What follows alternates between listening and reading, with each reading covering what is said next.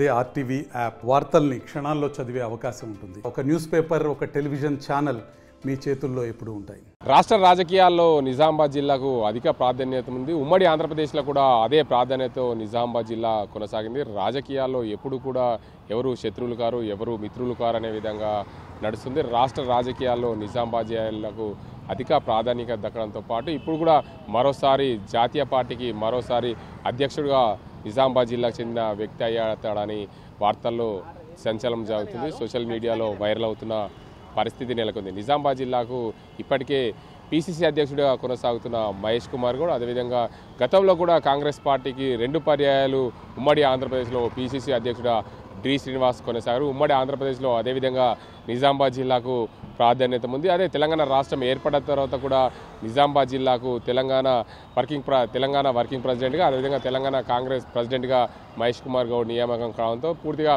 రాష్ట్ర రాజకీయాల్లో నిజామాబాద్ జిల్లాకు అధిక ప్రాధాన్యత దక్కిందని చెప్పవచ్చు. మరోసారి నిజామాబాద్ జిల్లాకు డిఎస్ తనయుడు ధర్మపురి అరవింద్ జాతీయ పార్టీకి బీజేపీకి అధ్యక్షుడిగా అవుతారు, నూతన సంవత్సరంగా అధ్యక్షుడిగా నియమించబడతాడని చెప్పి సోషల్ మీడియాలో వైరల్ అవుతున్న నేపథ్యంలో పూర్తి స్థాయిలో ప్రాధాన్యత సంతరించుకొని చెప్పవచ్చు. ఒకప్పుడు డి శ్రీనివాస్ 2 పర్యాయాలు కాంగ్రెస్ పార్టీకి, జాతీయ పార్టీ అయిన కాంగ్రెస్ పార్టీకి అధ్యక్షుడిగా కొనసాగడం, 2 పర్యాయాలు ఉమ్మడి ఆంధ్రప్రదేశ్లో కాంగ్రెస్ పార్టీ అధికారంలోకి రావడం అదంతే ప్రాధాన్యత సంతరిస్తూ ఈసారి కూడా ఏదైతే కాంగ్రెస్ పార్టీ నుంచి మహేష్ కుమార్ గౌడ్ నిజామాబాద్ జిల్లా నుండి పిసిసి అధ్యక్షుడిగా ఉండడం దీనికి అంతటి కూడా ప్రాధాన్యత సంతరించుకుంది. డిఎస్ తనయుడిగా ధర్మపురి అరవింద్ బీజేపీ పార్టీ నుంచి 2 పర్యాయాలు నిజామాబాద్ ఎంపీగా కొనసాగుతున్నారు.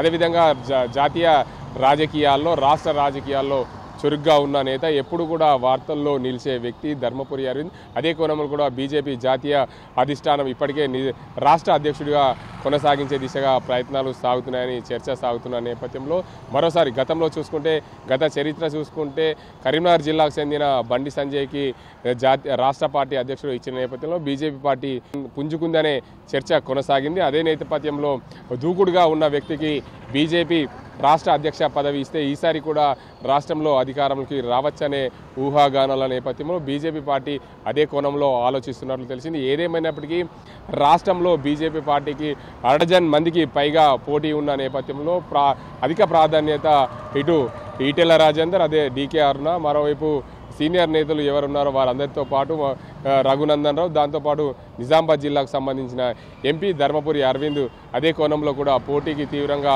ఉన్నట్లు తెలుస్తుంది. ఏదేమైనా జాతీయ రాష్ట్ర రాజకీయాల్లో చరిత్రగా నిలిచిపోనుంది నిజామాబాద్ జిల్లా.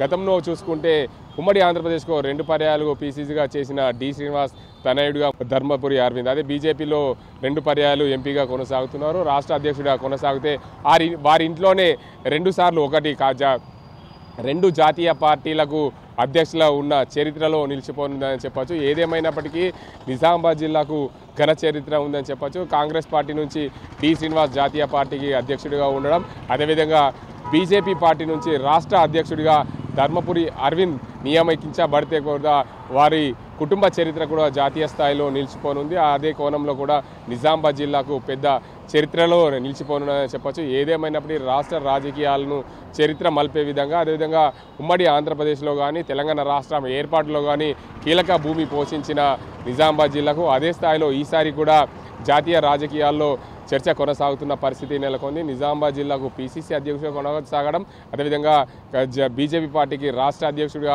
ధర్మపురి అరవింద్ నియమిస్తే అదే స్థాయిలో చర్చ నడుస్తుందనే ఊహాగానాలు అందుకుంటున్నాయి. ఏదేమైనప్పటికీ నిజామాబాద్ జిల్లాకు రాష్ట్ర జాతీయ స్థాయిలో పదవులు దక్కడంతో పాటు చరిత్రలో నిలిచిపోనుందని చెప్పుకోవచ్చు. ఇది ఇక్కడ పరిస్థితి. కెమెరా ప్రసాద్తో గంగారెడ్డి, ఆర్టీవీ, నిజామాబాద్.